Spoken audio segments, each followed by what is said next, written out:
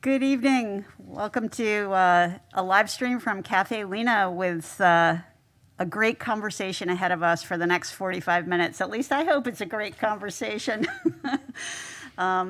What we decided to do is bring together some of the people who run some of the arts organizations that have a huge impact on the cultural life of Saratoga Springs.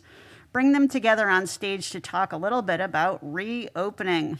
What's on the horizon? What are some of the big decisions that need to be considered right now? And just bring all of you as supporters of the organizations a little bit into that process so that you can know what the future looks like over the next few months, to the extent that we're able to tell you. I'm going to turn the mic over to Vivian Nesbitt, who is part of the Caffe Lena team and also has a side gig as a radio host, essentially. She produces a wonderful program called Art of the Song, which is a syndicated program, plays on a lot of NPR stations, and she's going to lead the conversation. Thank you, Sarah. It's really exciting to be here to talk about the nature of reopening. What does that look like for everyone? And so I'm really honored to be here and be part of this. So let's start with initial introductions. So shall we? Elizabeth, would you kick us off? Sure, thank you. Elizabeth Sobol, President and CEO of the Saratoga Performing Arts Center. Yeah. And Sarah Craig, I'm the Executive Director of Caffe Lena. I do the booking and kind of overall management. And I'm Larry Edelson. I'm the Artistic and General Director of Opera Saratoga. I'm also creative producer for SPAC in the dance and classical programming.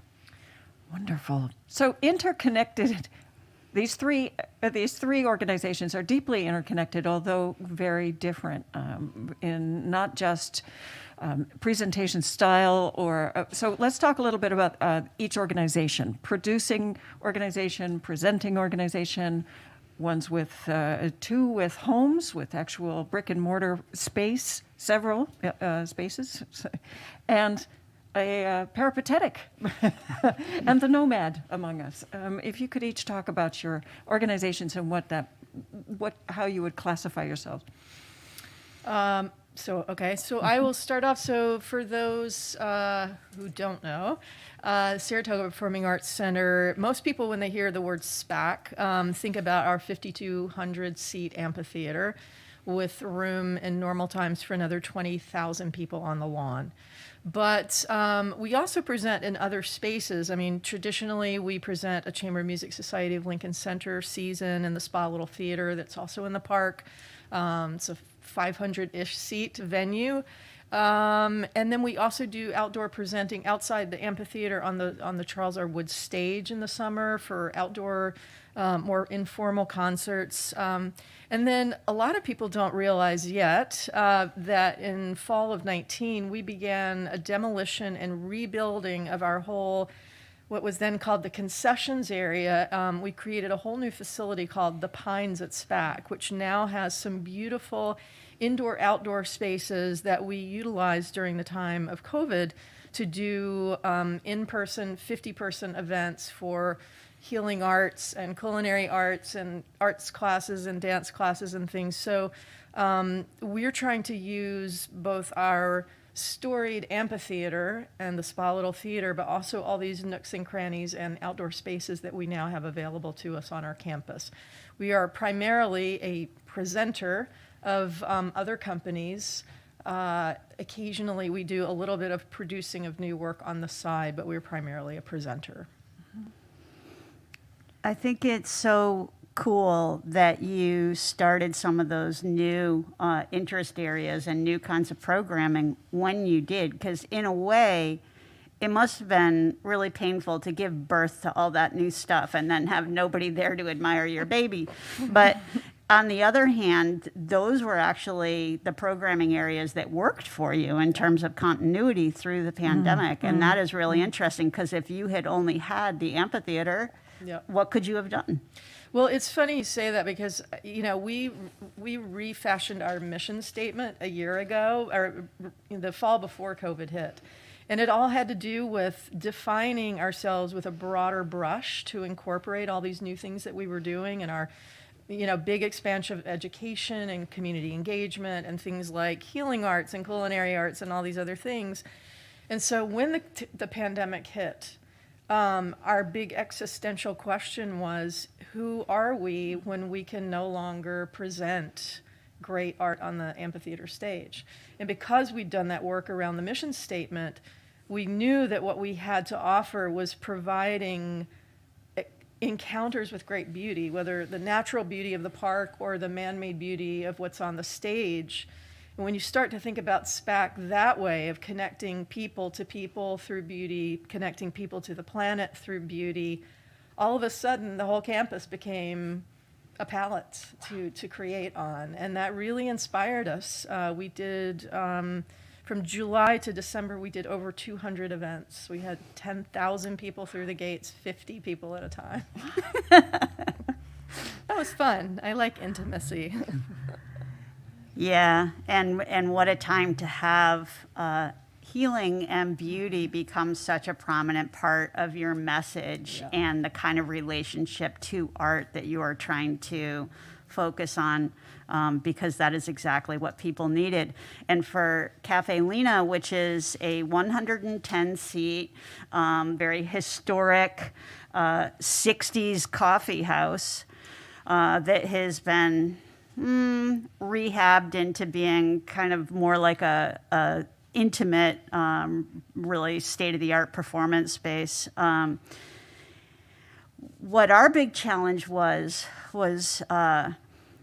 we decided to keep the music going because we have been live streaming all of our performances since 2012.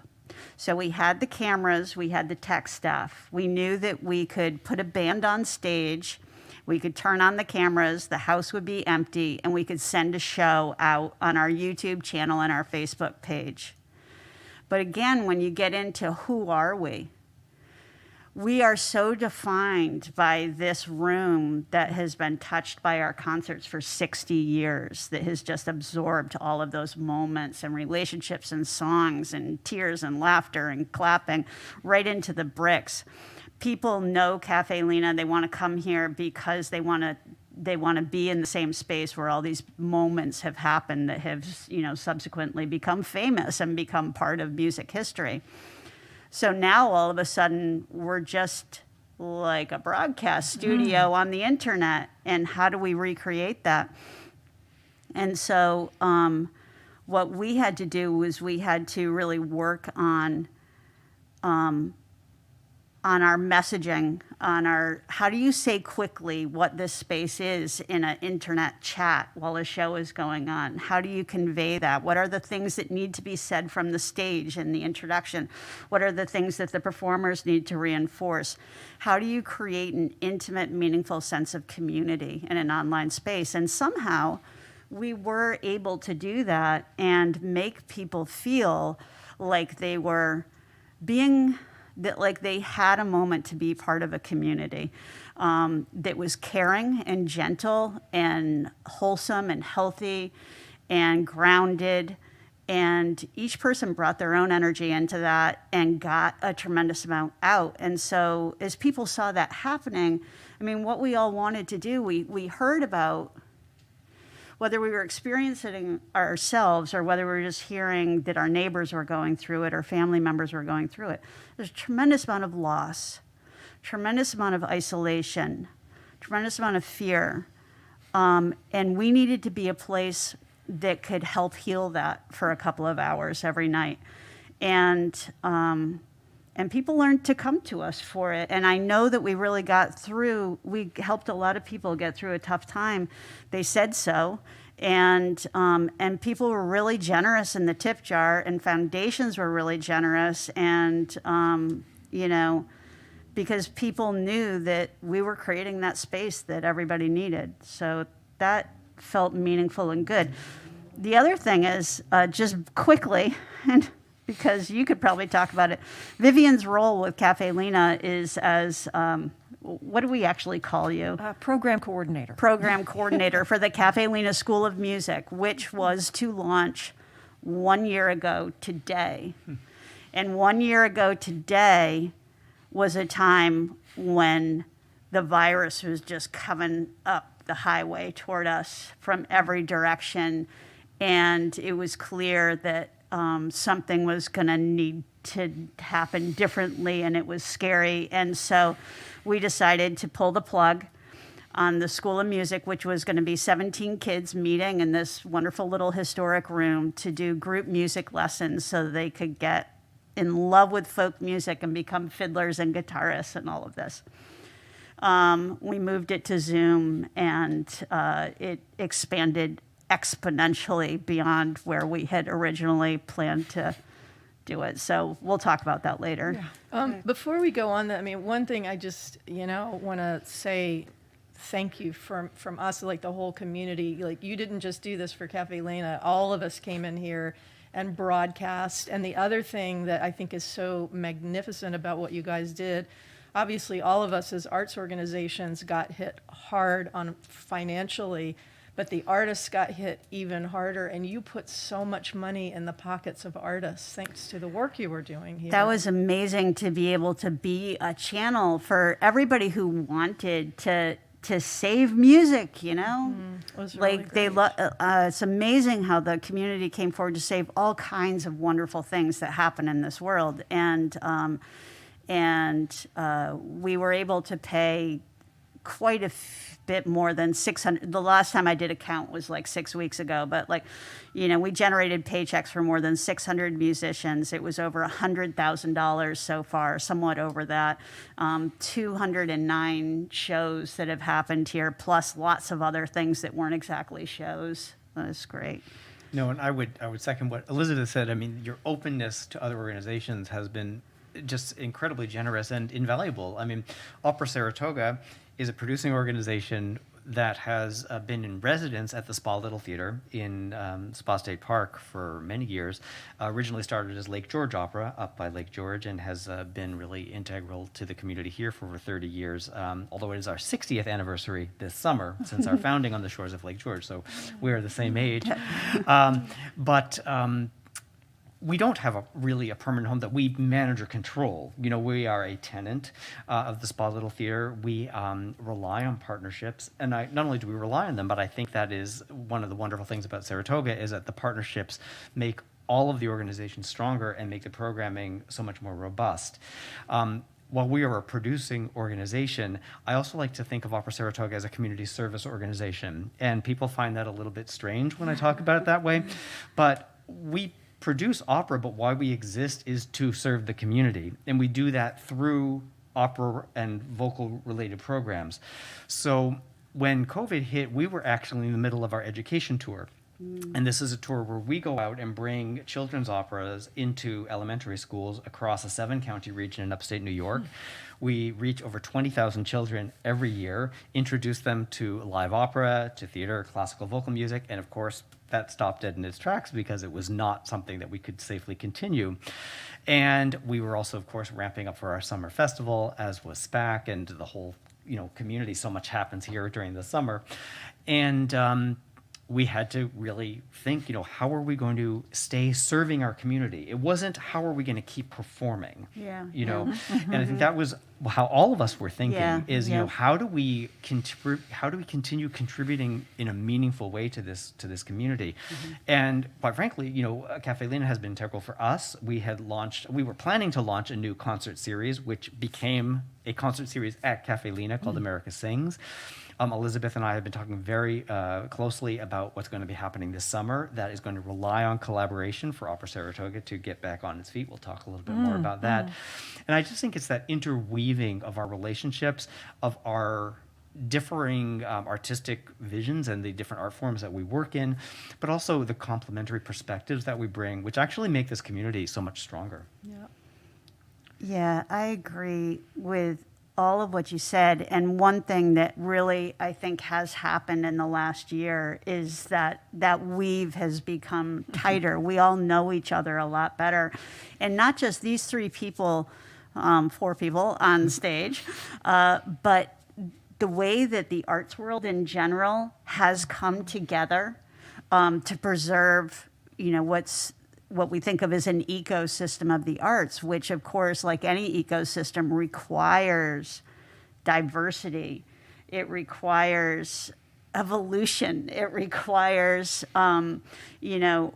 relationships and unpredictability. It needs all of that. And we've somehow been able to just create these working groups that maybe, I'm in so many different working groups, and I'm sure that you guys are too, that touch on so many aspects of the arts world. So like in the folk world, I might be sitting on a Zoom call with a house concert presenter in New Mexico and, another kind of venerable venue in Minnesota and us, and then like some folk festivals. And those conversations can be so productive, and we never would have had those without this. And then locally, we've got, a Capital Region Arts Restart group. And so somehow Caffe Lena, with its 110 seats, is kind of sitting at the table as part of the conversation with SPAC, with Proctor's, with the Egg, with Troy Savings Bank Music Hall, and we all have the same concerns and the same motivations and have so much more appreciation, I think, now of how important it is to preserve all of us. Yeah, I think same, and I know, all, as you say, all of us have been part of different groups. As an outgrowth of a festival managers group that I was on with all the Tanglewood and Ravinia and Caramore and Hollywood Bowl, we actually ended up forming something called OPAC, which was an official coalition of not-for-profit New York State outdoor venues. Mm-hmm. And so we formed this official coalition and are represented by a lobbying firm that were helping us get to the governor's office on a regular basis because our partners in this coalition are Lincoln Center and the Public Theater and City Parks Foundation and the Classical Theater of Harlem, but it also includes Chautauqua and Caramore. And so we really represent a kind of upstate, downstate, east-west, very different types of organizations, and yet there are some core overlapping concerns. And I think this is true for the three of us. Because we are not-for-profits, we are not reliant upon high-density, large-capacity business models in order to do things.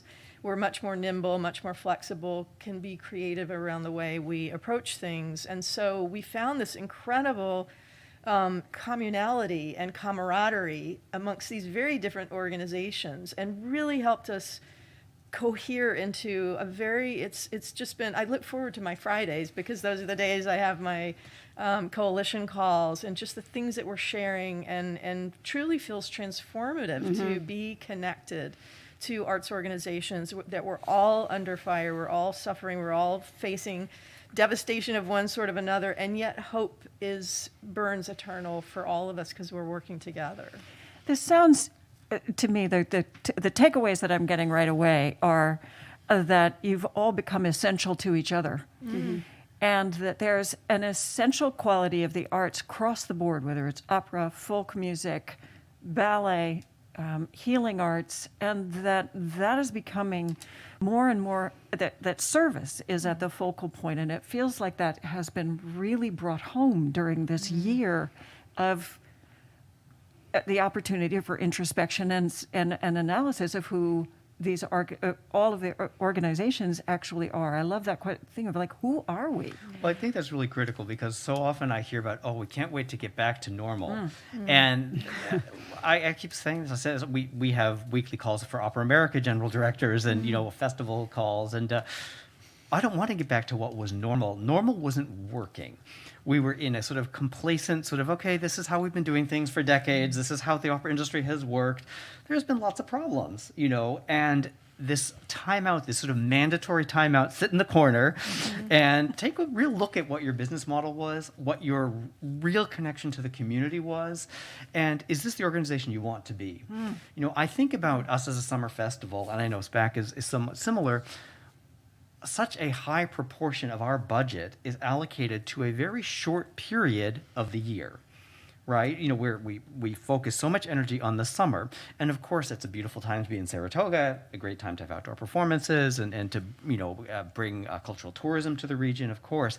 However, for us to really have value to the community, I think we need to think much more about what is that 12-month span in which we are engaging and adding value to different constituencies, whether it's children in school. Opera Saratoga is in the process of launching a very robust music therapy program for Alzheimer's patients. And this is something that's very personal to me because I have it in my family. But, we were on the cusp of launching that prior to the pandemic. We're now really talking about we should be reallocating our resources so that this sort of community engagement, these sort of programs are actually a larger proportion of our budget, and figuring out how we really create a new model that's not only more valuable to the community, but ultimately is going to be more sustainable and more meaningful. And, I think, and I want to just pick up on what you're saying because you almost said something that I thought you were going to say, which is, there has been an incredible amount of trauma in the air, racial trauma, Absolutely, as well as trauma around the illness and the isolation. And I do think that one of the things that has hit home for me is that a renewed appreciation of music as a place for people, the arts in general, as a place for people to show their true capacity as human beings, as a creature that is kind and creative, and that wants to solve problems, that wants to be close to other people, that wants to tell its story, and in a world that has so much trauma in terms of its civic discourse, and in terms of how it's treated sectors of the population, the environment, all of this, it's like it would be very possible to start to look at human beings as just a big problem, as nothing but a big problem. And if we weren't here, boy, the earth would be healthier. And then you come to the arts, and you see human beings in a very different way, is doing things that are so fine and so remarkable and so beautiful. And so I would love for you to talk more about America Sings, is like how you responded. Sure. Well, racial justice, racial equity are really important. In the past, in the field, in the arts, we talked about diversity, but diversity without a qualifier doesn't mean much. Are we talking about gender diversity, age diversity, and the horrifying murder of George Floyd, Breonna Taylor? What has been, this isn't new. This is a huge systemic issue in the United States, and again, it's sort of like this pause of the constant commotion of life that has been forced by the pandemic has allowed us and forced us to open our eyes to these issues. Now, I'll just speak of opera, and this is very much the same with ballet and symphony as well, not as much with folk music, but these are white Eurocentric art forms, okay? And so we have to acknowledge, those of us, I'm a white man, who is responsible for the curation of an opera company. That, when I say responsible, I take that word really seriously. And I think that, I've always thought of myself as an ally and as a champion of racial diversity. But I have been saying, okay, not only what do I do differently, what do we as a company need to learn? What do we need to admit we haven't been doing right? And that's really important. And one of the first things that we've done, and we have a comprehensive approach now that we're working on with racial equity, but was to start this new series called America Sings, which is specifically to amplify the voices of BIPOC artists, Black, Indigenous, people of color, who have historically been underrepresented on the opera stage. This is a tiny step. It is a drop in the water. So, I don't want anyone to think that, okay, you're doing a concert series, you've solved the problem. Of course not. We have a huge way to go in terms of making sure that there are more BIPOC artists conducting, directing, backstage, that we're addressing things like, do we have the right people taking care of makeup and lighting design to properly address the needs of Black artists, for example, which are quite unique because of skin color, because of their hair. Things that have been not talked about sufficiently, or completely glossed over. And this time, and the way that these conversations have all been brought out to the open, and it is just so important. It's horrible that it took these murders to get us to pay attention. The combination of murders, the multiple racially motivated murders, and a pandemic to actually get everybody, or hopefully everybody, to take notice. I know all of our organizations are very, very active in this, but it is my fervent prayer that this is something that we are all committed to. I know I am personally, and that Opera Saratoga is, that we are all committed to not just skipping over and going back to normal again. That this is part of how we are embracing what our roles, our responsibilities are in this community. That was so beautifully said, Larry. I completely agree with all of that, and I think that as you said, you consider yourself a person who's always supported and championed diversity, and then along comes this era, and you realize the times when you go on automatic and you're not thinking about it actively and intentionally. So SPAC 2 is dedicated to a whole new approach to how we're doing hiring and programming and education and everything. And I think that to the point about everything we've learned, the sensitivities, the sense of connection and fragility of connection that we've learned during COVID. I know I personally and our whole staff and organization is really committed to making a change, making positive social change. And the one thing I would mention that kind of was underlining that sort of mission statement shift, prior to COVID, is that you can talk about music does this, art does this, and everything, and if a person already appreciates that, it's an easy argument to make. And then there are other people who do question, the importance of the arts. Let's face it, every time budgets come under scrutiny, the first thing to go is the arts. And I sort of go to the to the science of all of this, which is there's so much science, so much data now, demonstrating why and how, in the presence of great beauty, there is brain chemistry that changes, that enables the human being to cultivate more compassion, to be open to more empathy. And so I think that the arts in this era of so much divisiveness, we all know making a great argument to somebody as to why social change is important or why we're all interconnected. Making an argument to that effect will never work. But if you can create experiences where people feel that interconnectedness without words, and that's what we're all about, then you have a chance. And so dedicating ourselves to those communal acts where we feel connected at some very basic human level is, to me, where we're putting all of our efforts going forward. And we have the opportunity in the coming months to look forward to being able to share space together, to feel that connection between each other live and in person again. That's a very easy thing to say, particularly for some place. I think the assumption is, well, SPAC's okay, we can just stay 6 feet apart because it's huge. Yeah. Thanks for bringing that up, by the way. Everybody, you get lots of emails with suggestions about how you can do your job, and we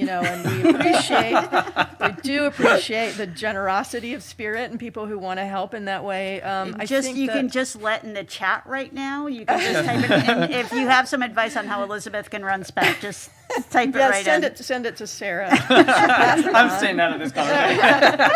No, but all joking aside, I think the thing is that when people are thinking about SPAC, they're thinking about the audience, which, needless to say, ensuring a safe environment for our audience members is number one priority. But the other number one priority is safety for the artists and the crew. You don't necessarily think about all those people who are behind the scenes doing the lighting and all of the technical and production stuff behind the scenes. How And many people would you say that is? Just to give a ballpark, on a given production, on a maybe it really an average varies. production. It could be 10, it could be 20, it could be 30. It depends on the production, and you're just talking crew at that moment. And then, of course, when you have the ballet, you have, all sorts of production staff coming in. And, people don't think about the fact of, like, there is that pit that the orchestra would normally sit in and play while the dancers are dancing on the stage. Well, Larry can speak to this more specifically, but normally we would have, 60 musicians? Well, you in could the get pit? more, but at least 60 musicians in the pit, and they're all sitting very close together. 60. 60, Yeah. at least. In normal yeah. times. Yeah. So how do you socially distance in the pit? Well, you lose most of the orchestra. You might fit 12 people in there. So that then affects the repertoire you can do, because if you can only have 12 musicians, many of those scores are simply not performable with 12 people. So that then impacts the repertoire that gets chosen. And with regard to New York City Ballet, we have, we've been obviously talking to our resident companies about, they've had their own, wrestling with COVID and have been very creative in the way they've been dealing with a lot of the issues. But, and the orchestra themselves have been literally playing all year, but without audience. And they've sort of perfected their own social distancing and COVID protocols and been doing it very successfully. But the ballet, by the time the summer hits, will not have performed together as a company for almost 18 months. Whoa. And so how do you mount a production of what when you have not been dancing together, performing together? Many of the dancers, they're not even in the same city, so the enormity of charting a course to be able to bring back the dancers who can dance, the repertoire that can fit, the enormity of it is just is really kind of inconceivable. I mean, Larry, I don't know if you want to add in some layering. No, on well, I this think, issue. you made a great point. The company has not been performing. Some of the dancers have been doing some work. I mean, you can all watch videos on YouTube of dancers doing their bar in their living room, Yep. and there have been some virtual projects. But, the complexity and just the physical needs of getting ballet dancers back, into the proper performing shape, Yep. not only to put on a good show, but also to be safe and healthy, Yeah. COVID aside, is significant. And, so the on-ramp to that is 4 to 6 weeks minimum, Right. And so what that means for us in terms of our planning is figuring out how, and I'm safe to say the ballet is going to have a presence here Yep. this summer. And we've been talking, in really wonderful collaborative conversations with City Ballet about how we can make sure they are here because they're so beloved, but also what is realistic. Understanding this summer is not going to look like past summers. It's a transitional summer, and we will be grateful to have them back in the capacity Whatever we can. way- yeah, It's whatever way. similar with the opera, even though we produce everything ourselves, so we're not bringing in an existing company. We bring in the singers. We have an orchestra. They have similar concerns though about spacing. Singers, as many of you probably know, singing and playing instruments is one of the most high transmission activities, I read somewhere that it's for singers, like an opera singer, 35 feet is about what would be socially acceptable distance. That's a little more than what's becoming, but all rehearsals, we're actually doing a recording project for our education program down in New York City this weekend. All the rehearsals have been masked. All the singers have been 10 feet apart while masked. When we record, we're going to be in a room that's 70 feet wide, so that the six singers can be spaced not only at least 10 feet apart, but with big plexiglass, and the ventilation. We can get into a whole conversation about HVAC systems. I never thought I'd be an expert on HVAC systems. I never wanted to be an expert on HVAC systems. These are things that we have to think of now, making sure that it is, as Elizabeth safe for our audience, absolutely, but safe for the artists, safe for the crew, And there are an enormous number of people. In a ballet performance between crew and orchestra and dancers, you will have upwards of 300 people involved in the production. And they can't be 6 to 10 feet apart with masks on. That's just not how it works, you know. But I do think you will see, I can say for the opera, you know, we are going to be performing, and we'll be announcing hopefully the beginning of April what our season is. We are going to do it in a way that keeps the artist safe and the audience safe, and it'll look a little different. But I think, that, you know, speaking for myself, I spend way too much time on Zoom. And I'm sure all of us do. There is just something visceral and unique about that live performance experience. And I think that the pandemic has accelerated all of our embrace of technology, and it's long overdue. And that's another conversation we should probably have and dive into. But it doesn't replace the live performance experience. And I know that we are all committed to being able to bring audiences and artists back together for that experience. It's not only about the visceral nature of the experience, it's about the value of that community experience of being able to, even if I'm still 6 feet away from the audience members, you know, I'm wearing a mask, of being able to share that. There's nothing that replaces that. There just isn't. And so, you know, that is, I think, what we're all really looking forward to in the summer, even though it has considerable challenges. I also, you know, I'd be remiss if I don't add these challenges have costs attached to them. You know, in an average year, our budget is $1.25 million, and we're fairly small for an opera company. 10% of our budget this year is going to be new expenses related to weekly testing, quarantine housing, new air filtration systems, new PPE, and you know, there is a huge new expense that's required. And on top of that, our seating capacity is reduced. So in our best scenario right now, you know, we're talking between 200 and 500 people at performances, you know. And so it creates just another, you know, element in the planning process. I joke my planning process is a crystal ball and my Excel spreadsheets, of which there are literally like hundreds of spreadsheets that I've gone through. Like, how do I make this work? You know, while also trying to predict the path of the pandemic and where are we going to be come May, June, July, August. You know, so there really are so many factors that go into this. Bottom line, most important thing: keeping everybody safe. Sarah, how are you looking? Are you looking forward to reopening, and what does that mean for you? Yeah. So, of course, this venue has very different challenges in terms of what it's going to take to get from where we've been, just kind of a broadcast studio, to being a place with 110 people in it, shoulder to shoulder, all cheering and clapping and sipping coffee and wine with a 5 or 6 piece bluegrass band on this stage. When is that going to happen?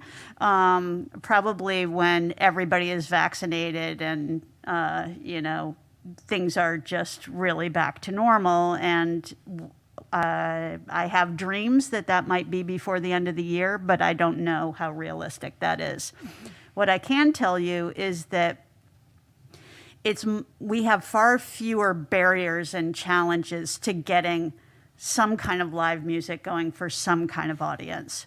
So at this point, the biggest barrier was just removed, which is a prohibition, a legal prohibition at the state level. So we are now allowed to have 33% capacity starting on April 2nd. So that just got announced about a week ago. When Massachusetts did something similar starting March 1st, they gave the state maybe 2 or 3 days notice. We're going to say, okay, performing arts, you're back. You can open up at 50%.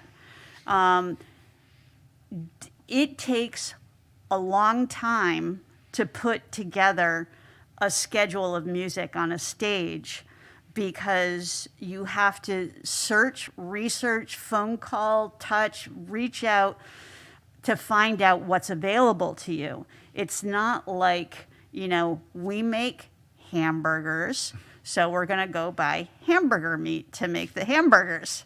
You know, we put on performing arts, and it could be anything that happens here, and you've got to go out and find what's available. So we are so lucky that we live here in Saratoga Springs, which is not that far from New York City, from Boston, from the Hudson Valley, where there's just a wealth of wonderful performing artists. So we've been able to maintain our standards throughout the pandemic, even though touring wasn't possible and wasn't happening, by simply drawing from people who are a short ways away, you know, a 2 or 3 hour drive, to be able to come here and perform on this stage. The palette of artists that we will be painting our schedule with is going to continue to look about like that for a while. You will see a lot of New York and New England artists performing here. It's going to be a while before there's enough density of opportunity for bands from Nashville, from Asheville, North Carolina, from some of those real hot spots of roots music, to be able to put together an economically viable and safe tour going from venue to venue to venue. So those artists are not currently available to us. But selecting from what's available, we are going to start to have live performances here for a small audience starting on April 2nd. And we are going to be keeping ticket prices about the same as people are accustomed to here. We're hoping that people who watch online will continue to be as generous as they have been. And between the two, we will create the best paychecks that we can for musicians and pray and hope that we can cover our venue expenses and keep the whole thing going and just keep rolling with the changes as they come. This is a remarkable conversation to actually understand the insides of what each organization has been experiencing and what you're looking forward to re-engaging with, you know, the large production level that has to happen, and all of the concerns that are on your daily planners. You know, it's just extraordinary to me and mind-blowing, and thank you for all of what you're doing to keep the arts alive in this area and reaching out far beyond on the social media. So as we wrap up, unless you want to keep going, we can. No, we can wrap up, because you know how long we could keep going for I about know. 10 hours probably. I mean, we didn't even touch on the embrace of social media and being able to get out, because there's wonderful social media available for all of the organizations with incredible programming on all of it. But what I'd like to know as we wrap up is, what would you like to take forward from this year of I was going to say insurrection, which That's another conversation we'll schedule for another date. this year of introspection. That. Yeah, and what would you like to bring forward? Yeah. Oh gosh. Yeah, I mean, just to sort of exactly what Larry said, like, I don't want to go back to normal. Normal was not working, and I think there's so much richness we've discovered in the connections and our sense of reliance upon each other. You know, I mean, that's where the interconnectedness is all about, and I don't want to go backwards. And I hope that we can all hang on to introspection and solitude, and using that as kind of a guide for your inner voice, while also, I don't want to get so wrapped up in being back with people, which I know I'm going to want to just go, that I want to protect that quiet space that was really where wisdom came from. So, and I just want to invite everybody to join in that quiet space with us. I would say a couple of things, and that would be one of them, and I don't need to repeat it because that was beautifully said. Another thing, on very practical terms, so as I mentioned previously, we have been live streaming our performances since 2012, and it was always a sort of best kept secret. We tried to let people know about it, but we tried half-heartedly because we were a little bit afraid of what kind of effect it might have on in-person attendance. This past year gave us an opportunity to throw our full organizational muscle into developing an online audience, as well as learning how to give that audience the best possible experience. And it would be a game changer for the cafe if we can if we can retain what we've gained and also continue to build on that audience, because it's such a bigger platform for our artists. And it changes the economic reality. If you combine the online revenue with the in-house revenue, it changes what kind of paychecks I can offer to people to come and play on this stage. So that's exciting, and we're gonna really try and keep it going. It's funny, when we announced that we were going to reopen on April 2nd, there were a bunch of yippee messages and also a decent number of messages from people saying, "You will keep streaming, will you? You know, I'm in Minnesota and I just love it and I don't want to miss it." So that's great. It's wonderful to have these new friends. They've been so supportive. The other thing I would say is that I just want to keep the momentum on diversity and inclusion. And I hope that in all the flurry of getting back to normal and preserving our organizations through the next year, because this coming year is going to be harder than the pandemic year. It's going to be harder. Absolutely. You know, there are a million challenges, but we cannot lose our momentum on diversity and inclusion, because we're almost there to lock in some real changes. And that. Again, everything both of you have said, I agree completely with. I think, you know, this year has really emphasized the value of collaboration and of what we can all do to help each other's organizations that ultimately enriches the community. The pandemic has catalyzed our interest and investment in technology in terms of the delivery of the performing arts, but we are way behind almost every other form of entertainment when it comes to classical performing arts. Quite frankly, everything all three of our organizations are doing is good, but really rudimentary. and no, see, I mean, that's not, that again, like, let's look in the mirror and really say, what do we see? Great, it was important, but we are so behind the curve. And so I think one of the big things that I hope we can all work on and potentially work on together as well is, you know, finding the resources to bridge that delta between intent and expertise.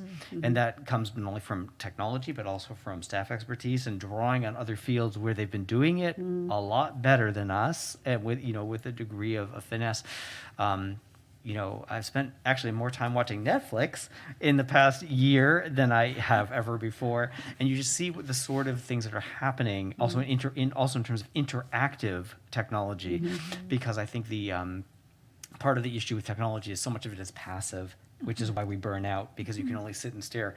And finding ways to engage in an interactive way through technology and the arts is just a door that's cracking open that we need to invest in. And we have to have the resources. We need to be able to secure the resources to do that. And I think that'll be easier with collaboration. And then just, again, hitting on the importance of racial justice and racial equity, that this is not a fad, that this is a long-term permanent commitment, because it is key that our organizations are reflective of the communities that we serve, of this country, and the beautiful racial diversity of this country. And it just makes our offerings so much more exciting and appealing to so many more people, and so much more representative of who we want to be engaging with. And so I really hope that this is something that all of our organizations and all arts organizations really make a 100% commitment to moving forward. Thank you. Any final thoughts? I'd just like to say that, not to like jump any announcements or anything, that SPAC is opening its doors to the community, and I'm hoping we're going to see both Caffe Lena and Opera Saratoga at SPAC this summer, because we will have outdoor space which people will be able to come into in larger crowds than indoor right now. And so our doors are open, and we want as many people to come in and do great things there as possible. Great things in the future. Sarah Craig, Elizabeth Sobol, Larry Edelson, thank you so much Thank you. Thank you, you. Vivian. Thank you. All right, and so thanks much. everybody for getting us through Bye. this. Yeah. Thank you.